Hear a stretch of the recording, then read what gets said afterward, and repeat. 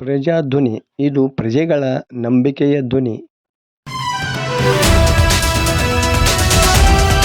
ಲಕ್ಷ್ಮೇಶ್ವರದ ವಿವಿಧ ಬೂತ್ಗಳಿಗೆ ಹಾವೇರಿ ಮತ್ತು ಗದಗ್ ಲೋಕಸಭಾ ಕ್ಷೇತ್ರದ ಬಿಜೆಪಿ ಅಭ್ಯರ್ಥಿ ಬಸವರಾಜ ಬೊಮ್ಮಾಯಿ ಅವರು ಮಂಗಳವಾರ ಭೇಟಿ ನೀಡಿದ್ದರು. ಈ ಸಮಯದಲ್ಲಿ ಮಾತನಾಡಿ, ನನ್ನ ಗೆಲುವು ನಿಶ್ಚಿತ. ಎಲ್ಲ ಮತದಾರರು ಕಡ್ಡಾಯವಾಗಿ ಮತ ಚಲಾಯಿಸಬೇಕು ಎಂದರು. ಚುನಾವಣೆಯಲ್ಲಿ ಹಗಲಿರುಳು ದುಡಿದ ಕಾರ್ಯಕರ್ತರಿಗೆ ಅಭಿನಂದನೆ ಸಲ್ಲಿಸಿದರು.